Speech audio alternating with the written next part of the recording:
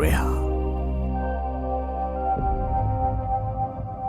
ආයිබෝවන් සුබ දවසක් 2024 පාර්ලිමේන්තු මැතිවරණය තවත් දින 10කට වඩු කාලයක් තමයි මෙවර පාර්ලිමේන්තු මැතිවරණය පවත්වන්න නියමිත වෙලා තිබෙන්නේ. ඉතින් නොවැම්බර් මාස 14 වෙනිදා ඔබ තීරණය කරනවා කවුද මෙවර 225 නියෝජනය කරමින් දියවන්නා තරණය කරන්න කියලා ඔබ තීරණය කරනවා. ඉතින් ඔබගේ තීරණයට අත්ලක් සපයන්නට රයා TV Talk with Raya වැඩසටහන දුරන අපි බලාපොරොත්තු වෙනවා.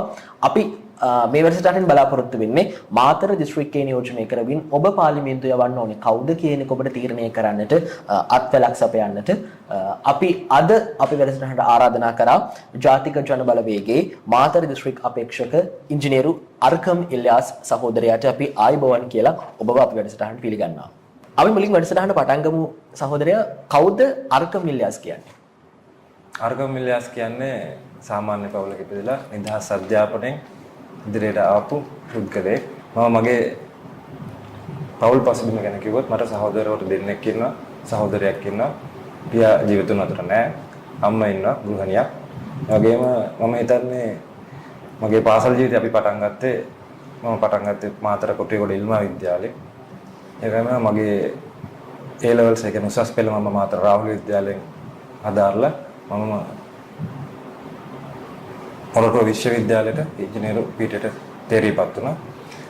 එතනින් මම සිවිල් ඉංජිනේරයෙක් විදිහට උපාධිය ලැබලා ව්‍යුහාත්මක ඉංජිනේර කෙනෙක්, එම කියන්නේ ස්ට්‍රක්චරල් ඉංජිනේර කෙනෙක් විදිහට අවුරුදු 5ක සේවා කාලයකින් පස්සේ දැන් මගේම ව්‍යවසායකත්වයට සටහනක් කියලා මගේ කටයුතු පවත්වාගෙන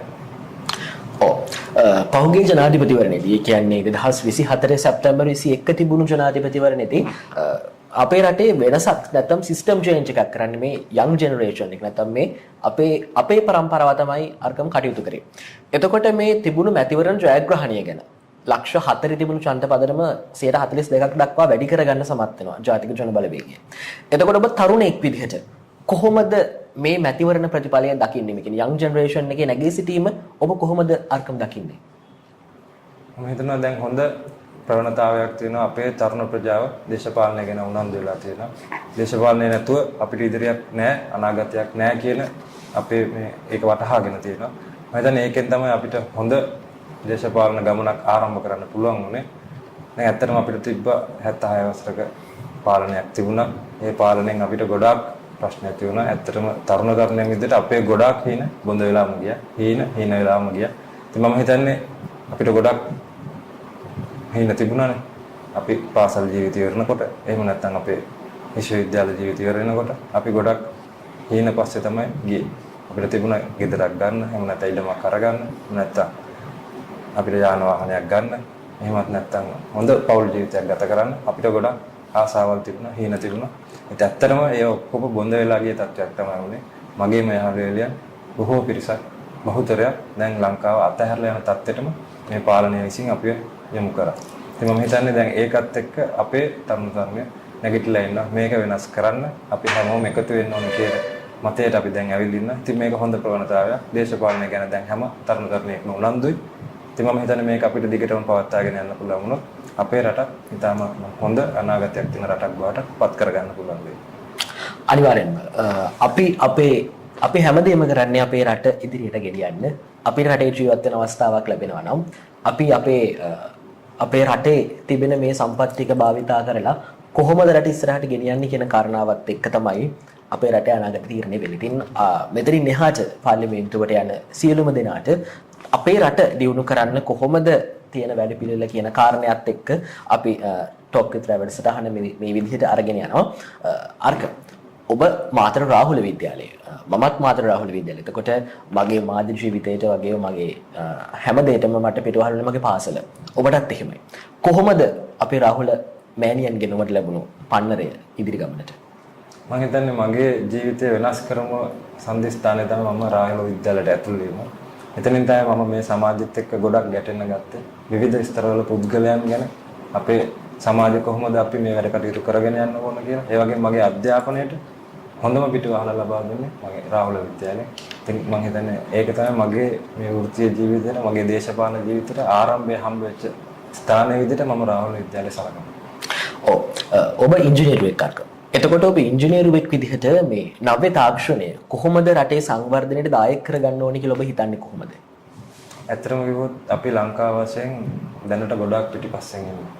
ඇත්තටම අලුත් නව තාක්ෂණය අපේ ලංකාවේ ගොඩාක් තැන්වල යොදවන්න පුළුවන්, දේශීයම කරන්න පුළුවන් තැන්වලත් අපි ඒක යොදවන්නේ නැහැ. උදාහරණයක් විදිහට කිව්වොත් අපිට රියදුරු මහත්තයෙක් රියදුරෙක් විදිහට පාර යනකොට දඩකොලයක් ඇදුණා. ඒ දඩ පත අපිට ගෙවන්නත් සමහර වෙලාවට දවස් 2ක් 3ක් බලාගෙන ඉන්න වෙනවා. මොකද සෙනසුරාදිරද නැත්නම් රජයේ නිවාඩු දවසක එහෙම දෙයක් සිද්ධ වුණොත් අපි ට්‍රිප් එකක් හරි ගමනක් හරි ලංකාවේ දුරට ඈත් පළාතකට ගිහිල්ලා තිබුණා. අන්න තවත් දවසක් ඒක වෙනුවෙන් අපිට වැය කරන්න වෙනවා. සමහර ලාවට ඒ අදාළ මුදල රුපියල් 1000ක් 2000ක් වේවි. ඒත් අපි වියදම් කරනවා රුපියල් 15000ක් 20000ක් වෙනම දවසක් ඒකට වැය කරන්න වෙනවා. ඉතින් මේ වගේ පොඩි පොඩි දේවල් ඉඳලා අපේ ලොකු වැඩ කටයුතු සඳහා මේ නව්‍ය තාක්ෂණය අනිවාර්යයෙන්ම අපි ප්‍රයෝජනයට ගන්න ඕන කියන මතය තමයි ඉන්නේ. මම හිතන්නේ ඒක අපේ දේශපාලන නායකත්වයේ තේරුම් අරගෙන අපි දැනටත් ඒ අවස්ථාව පටන් ගන්න තියෙනවා. අපේ ජනාධිපතිතුමා එදා කිව්වා වගේ අලුත් පුද්ගලයෙක් එක්ක අපි මේ වැඩ කටයුතු දැන් ආරම්භ කරලා තමයි තියෙන්නේ. ඔව් මාතර දිස්ත්‍රික්කයේ සංවර්ධනය කරන අපි නව්‍ය තාක්ෂණයේ කොහොමද මේ සංවර්ධනයේ දායක වෙන්නේ කියන එක කතා කරන්නේ අරක. අපි දැන් කතා කරමු කොහොමද මේ මාතර දියුණු කරන්න. මාතර දිස්ත්‍රික්කය සමස්තයක් විදිහට දියුණු කරන්න අපි ප්‍රමුඛතම අවධානය දෙන්න ඕනේ ක්ෂේත්‍ර ඔබ හඳුනාගත් විදිහට මොන වගේ ක්ෂේත්‍රවලද අරකම අපි වැඩිපුර අවධානය දෙන්න ඕනේ දියුණු කරන්න. මම හිතන විදිහට මාතර කියන්නේ විවිධත්වයේ දිස්ත්‍රික්කයක්. සියලුම ක්ෂේත්‍රවල අදාළව රැකියාවන් තියෙනවා. අපි දැන් ගත්තොත් සංචාරක, දීවර, කෘෂිකර්ම, සුළු භෝග හැම ක්ෂේත්‍රයක ඒ විදිහම දියුණුම මානව සම්පතක් තියෙන දිස්ත්‍රික්කයක් තමයි අපේ මාතර දිස්ත්‍රික්කය. ඉතින් මම හිතන්නේ මාතර දියුණු කරන එක ගොඩක් ලේසියි. ඇත්තටම කරන්න තියෙන්නේ හරි වැඩපිළිවෙලක් වසර කිහිපයක් අපි නිවැරදිව අරගෙන ගියොත් ඉතාමත්ම සුළු කාලයකින් මාතර කියන දිස්ත්‍රික්කය ලංකාවේ දිදුලන දිස්ත්‍රික්කයක් කරන්න පුළුවන්. මම එක උදාහරණයක් විතරක් පවසන්නම්. මම හිතන්නේ අපි සංචාරක ශාස්ත්‍රය ගැන හිතුවොත් සංචාරක ශාස්ත්‍රය අපිට හොඳටම දියුණු කරන්න පුළුවන් ශාස්ත්‍රයක්. මොකද කිව්වොත් වැලිගම ඉඳලා හිරිකැටිය දක්වා අපේ වෙරළ තීරේ අපිට ධනෙ උපදින්න පුළුවන් උල්පතක් කියලා මම හඳුන්වන වැරදි කියලා හිතන්නේ නැහැ. ඉතින් අපිට ඒක අනිවාර්යයෙන්ම කරන්න පුළුවන්. ඇත්තට මේ දවස්වල මේක සිද්ධ වෙන්නේ අපේ ඉන්ඩිවිජුවල් තනි පුද්ගලයාගේ ආයෝජන හින්දා වෙච්ච සංචාරක ව්‍යාපාරයක් තමයි දැනට අපේ ලංකාවේ වැලිගම ඉඳන් දක්ෂිණ මුහුදු තීරේ සිද්ධ වෙන්නේ.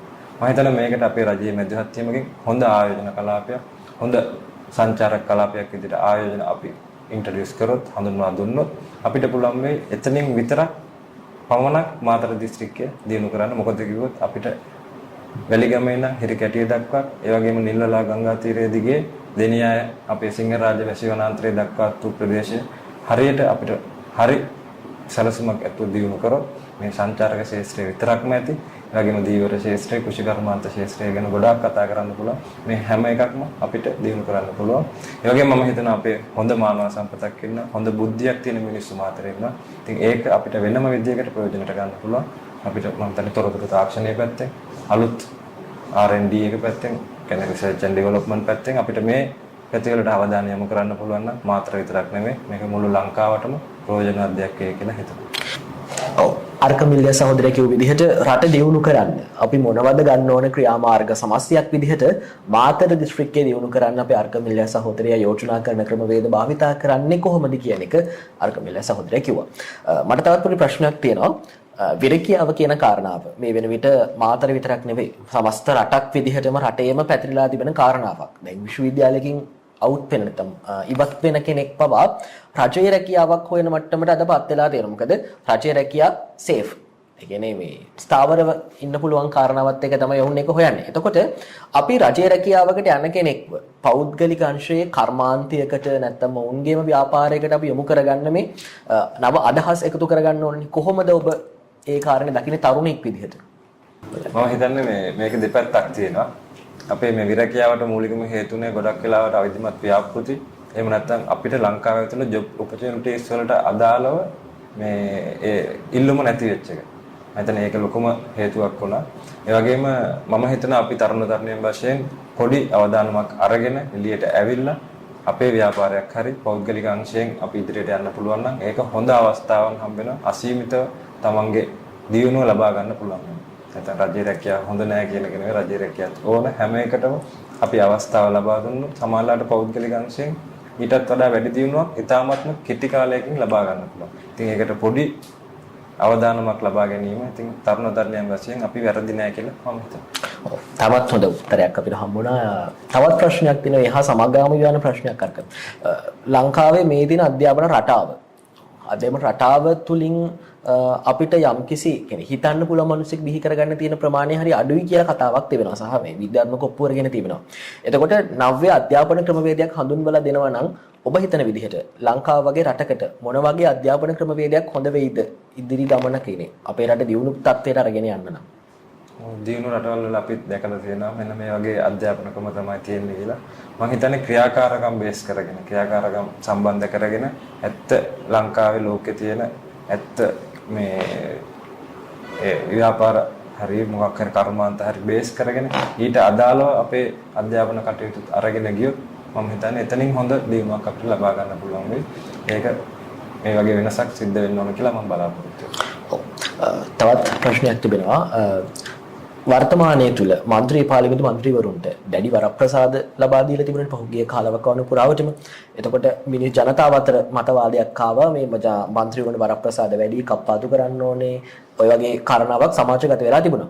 ඔබ කොහොමද ඒක දකින්නේ? වරප්‍රසාද වැඩිද මන්ත්‍රීවරුන්ට කොහොමද දකින්නේ? වරප්‍රසාද අපිට සාමාන්‍ය අපේ පවුලේ කියන්නේ අපේ ලංකාවේ සාමාන්‍ය අපේ සහෝදරයෙකුට වඩා වැඩි වරප්‍රසාද අපිට අවශ්‍ය වෙන්නේ නැහැ. උදාහරණයක් විදිහට ගත්තොත් මම හිතන්නේ දැන් ලංකාවේ කිසිම රැකියාවක් නැහැ අවුරුදු 5න් විශ්‍රාම වැටුමක් ලබන. නමුත් අපේ පාර්ලිමේන්තු මන්ත්‍රීවරයෙක්ට අවුරුදු 5කින් විශ්‍රාම වැටුමක් ලබනවා. මම හිතන්නේ ලංකාවේ දැනටත් ඉන්නවා අවුරුදු 40යි 45යි ඒ විශ්‍රාම වැටුම ලබන අය. මම හිතන්නේ මේවා ඇත්තටම වෙනස් කරන්න ඕන නීති. මේවා අසාධාරණ ලැබූ වරප්‍රසාද මම හිතන්නේ මෙන්න මේ වගේ අනිවාර්යයෙන්ම අපි කප්පාදු කරන්න ඕන, අයින් කරන්න ඕන. ඒ වගේම ආර්කම් මිලියස් වර්තමානයේ තුල කියන්නේ මේවර මහමැතිවරණය තුල මාතර දිස්ත්‍රික්කයේ ජාතික ජනබලවේගය තුල පක්ෂ කිහිපයක් තරඟවා දෙනවා. ජාතික ජනබලවේගයට පක්ෂයක් විදිහට මාතර මොන වගේ අභියෝගයක්ද තියෙන්නේ? අපිට ඇත්තටම අභියෝගයක් නැහැ කියලා හිතනවා. අපි මේ මාතර දිස්ත්‍රික්කයේ වශයෙන් අඩුම වශයෙන් ආසන 6ක් ලබා ගැනීම තමයි අපේ බලාපොරොත්තු. ඒ සඳහා අපි හොඳට ක්‍රියාත්මක වෙගෙන යනවා. මම හිතන්නේ අපිට ඒ ඉලක්කය අනිවාර්යයෙන්ම සපුරා ගන්න පුළුවන් වෙයි. රෙයා TV ටොක් ඉට් වැඩසටහන තුලින් අපි අද බලාපොරොත්තු වෙන්නේ මාතර දියුණු කරන්න මාතර නියෝජනය කරලා පාර්ලිමේන්තු යන්න බලාපොරොත්තු වෙමින් ඉන්න අපේක්ෂකයින් ගෙනල්ලා අපේ මැදිරියට ඔවුන් සමග සංවාදයේ යෙදිලා කොහොමද ඔවුන් මාතර දියුණු කරන්න ඔවුන්ගේ වැඩපිළිවෙල ක්‍රියාත්මක කරන්න කියන කාරණාව ඔබට රටට ඉදිරිපත් කරන තෝතැන්නක් විදිහට අපි ටොක් ඉට් වැඩසටහන අපි අද දිනේ ක්‍රියාත්මක කරනවා. ඉතින් අද අපිත් එක්ක සම්බන්ධ වුණේ ජාතික ජනබලවේගයේ මාතර දිස්ත්‍රික් අපේක්ෂක ඉංජිනේරු ආර්කම් ඉලියාස් සහෝදරයා.